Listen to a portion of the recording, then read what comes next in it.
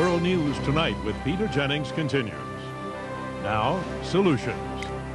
On Solutions this week, not what you think. This week we're going to look at 3 alleged solutions which have all had a lot of publicity, but in reality have turned out to be not a lot better than the problems they were designed to fix. Tonight, as we hinted, those military-style boot camps for young criminals. Don't just throw them in jail, went the argument, put them in boot camps where they will learn respect for law and authority. In fact, the first one was built in 1984, and there were now such camps in 36 states, nearly all of which are having second thoughts. ABC's James Walker is in Soperton, Georgia. Get up! Get on your knees! Get on your knees!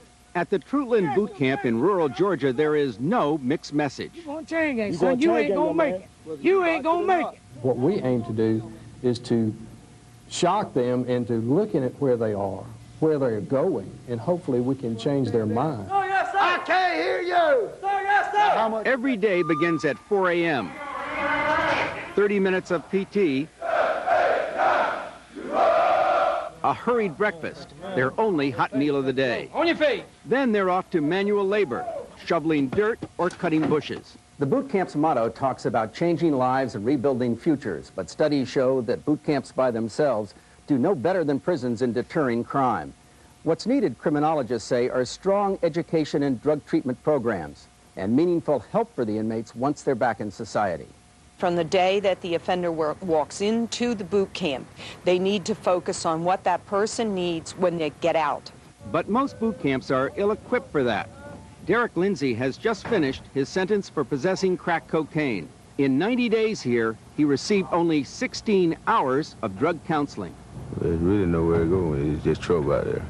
Trouble's everywhere you go. There's trouble everywhere. Everywhere you go. So you don't know where you're going to go. So no, sir. And you don't know what you're going to do. So no, sir.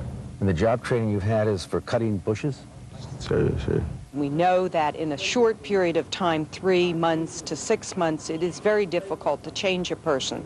Therefore, if they're going back to an environment that has been where they got in trouble before, they really need aftercare. But in Georgia, as in many states, there is little help for inmates to make the transition back to society. Clinton Fountain is in boot camp for the 3rd time. He says the only aftercare he ever received were curfew checks. They come by about 7, 8 o'clock at night. And I'm like, I'd sit there and watch TV till they came, and once they came, I'd leave. And go out and party with your friends? Go out, party, go out to clubs. And get back into trouble. Strict discipline without meaningful treatment, say experts, does not make criminals go straight. James Walker, ABC News, Soperton, Georgia. If you'd like to know more about this, you can log on to our new 24-hour internet news service, abcnews.com, or you can send us an email directly. Our address is solution@abc.com.